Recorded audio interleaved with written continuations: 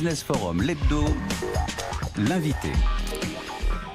Notre invité aujourd'hui, Nicolas Leroy-Fleuriot. Bonjour Nicolas. Bonjour Frédéric. Merci d'être avec nous, PDG de Keops Technologies. Alors Keops qui vient de clôturer son exercice 2018-2019, voilà, comme beaucoup d'entreprises avec un léger décalage, presque 115 millions d'euros, donc performance, une croissance de plus de 10%. Beaucoup de choses. 2007, c'était l'introduction en bourse. En 2013, vous avez racheté le groupe Océalis. Donc voilà, il y a une activité assez forte qui jalonne toute l'histoire de Keops Technologies. Avant de parler de technologie, tiens, un mot, parce que c'est quelque chose qui nous intéresse ici de plus en plus. On parle de responsabilité sociale des entreprises, de développement durable, de philanthropie. Tiens, on démarre avec ça. C'est ça votre actualité finalement en ce moment? Oui, Nicolas. on sort de notre convention annuelle qui a eu lieu en Grèce sur une île qui s'appelle Grigoli-Mano.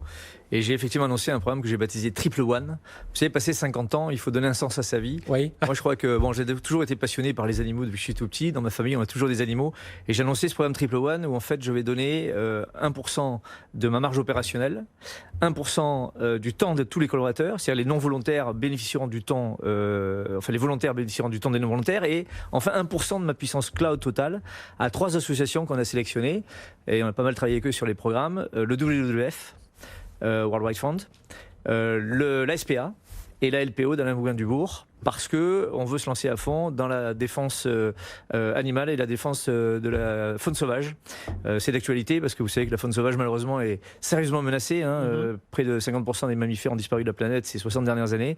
Il est temps d'essayer de contribuer modestement, et encore que j'espère que notre action sera utile et contribuera et surtout fera des émules. C'est aussi le souhait. Oui, c'est le but d'avoir, voilà, pour cette actualité sur la philanthropie. C'est vrai qu'aujourd'hui, c'est un sujet qui devient fort. On le sent, même pour j'imagine, vos collaborateurs, mais même les utilisateurs. Tout le monde commence à prendre un peu plus conscience, pas seulement en votant écologiste, écologique en tout cas aux élections. Clients finaux, collaborateurs, et particulièrement chez ce qu'on appelle la génération Y et Z, donc plutôt les jeunes générations qui sont assez sensibles à ce type de cause. Alors au-delà de cet aspect philanthropie, Nicolas Leroy-Fleuriot, Keops Technologies, comment vous distinguez des autres, je dis, environ 115 millions d'euros de chiffre d'affaires, comment on se distingue dans cet univers, voilà, des intégrateurs, des ESN aujourd'hui? Alors oui, 115 millions d'euros clôturés au 30 avril 2019, on est en exercice décalé, avec encore un gros potentiel, un gros réservoir de croissance, qu'elle soit organique ou externe.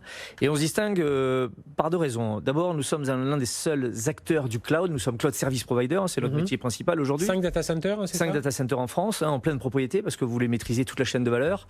4 autres, nous sommes locataires chez des grands opérateurs. Les 5 étant interconnectés, et les 2 derniers qui sont parisiens nous permettent aussi d'interconnecter avec le cloud dit public chez les grands opérateurs que j'ai baptisé Amazur. Oui, voilà. C'est ça. Bon, oui, parce qu'aujourd'hui, on est d'accord, quand vous êtes face à des entreprises, il faut leur proposer l'ensemble de l'offre. Oui, aujourd'hui, il faut être ouvert.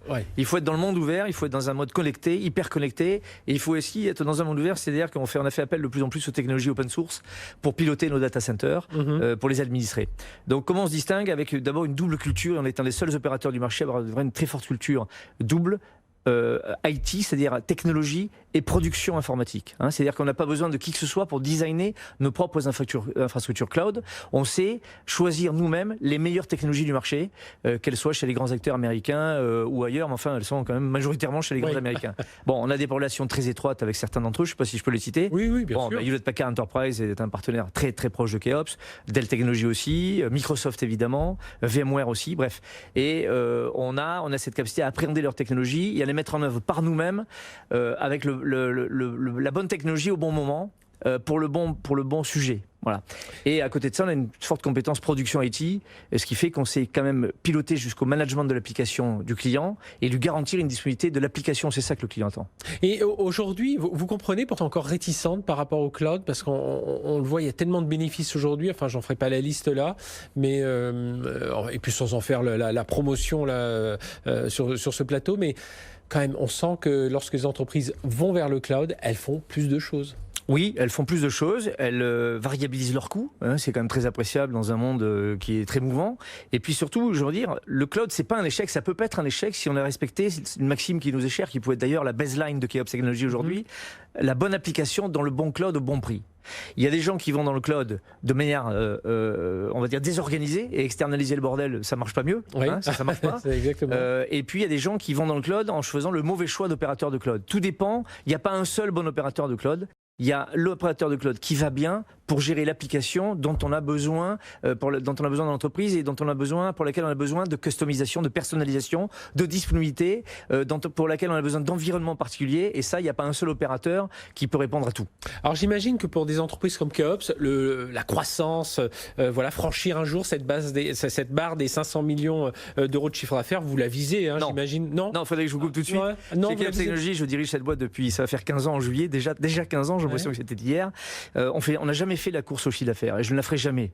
Voilà, on pourrait faire déjà plus de 300 millions, je peux vous le dire. Quand j'ai racheté une boîte dont j'étais l'un des cofondateurs en 2008, quand j'ai racheté la moitié du groupe Ares, celui que j'ai bien connu pour y avoir passé 14 années de ma vie. Pour ceux qui ont quelques années dans l'informatique, on se souvient bien du groupe Ares, qui était une superbe boîte. On a atteint 450 millions de chiffre d'affaires. Il se trouve que j'en suis parti en 2004. En 2008, j'ai eu l'opportunité de racheter même tout si je voulais. J'ai pas voulu, j'ai racheté ce qui nous intéressait, en l'occurrence toutes les agences de province.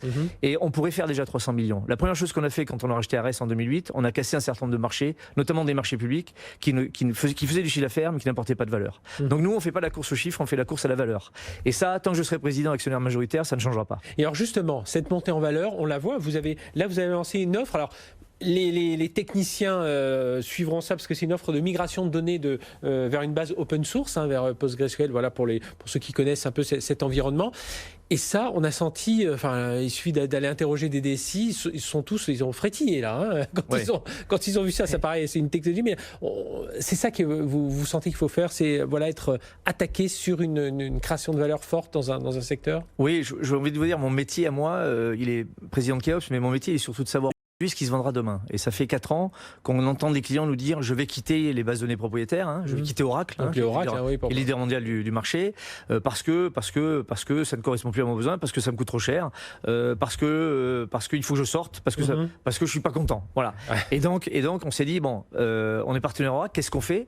Mais nous on écoute les clients en final. Et donc on a développé depuis 4 ans, 3 personnes à plein temps, 12 années hommes de R&D, un automate qui permet de migrer toutes les données d'Oracle vers PostgreSQL et en transformant. Alors migrer les données, ça on peut le faire avec des scripts, mais par contre, il transforme le code applicatif pour tous les appels aux bases.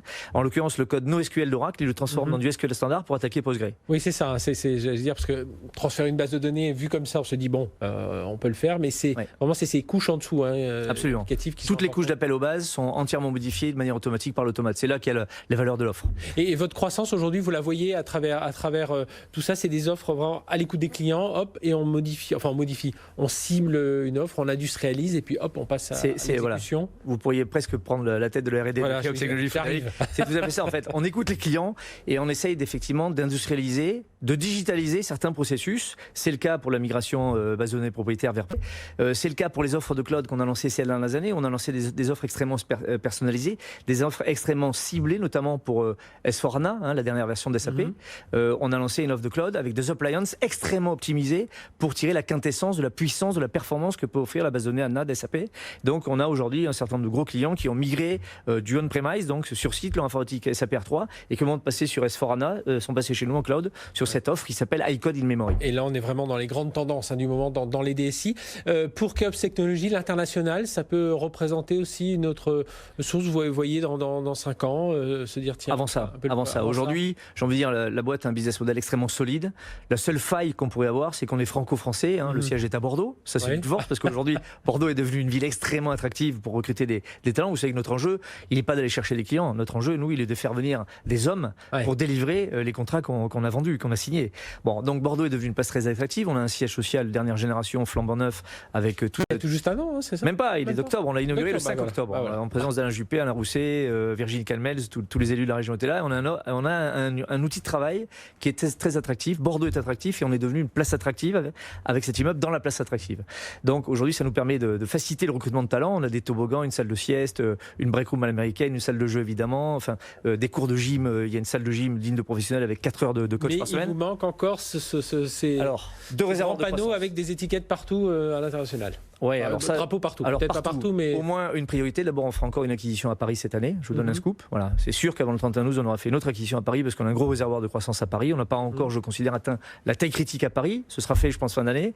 Et ensuite, la cible est identifiée déjà. Oui, la Ouais. cible est identifiée. Ouais. Bon, Il y en a deux on qui suivra sont identifiés, ça. donc il y en a bien une de deux qu'on signera.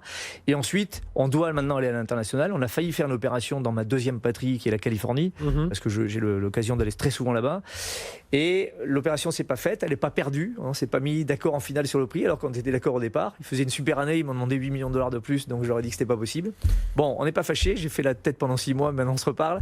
Et puis je pars samedi, vous voyez, c'est tout frais. Je pars samedi à nouveau, d'abord à Las Vegas à la convention mondiale HP et à San Francisco pour revoir une deuxième cible aussi.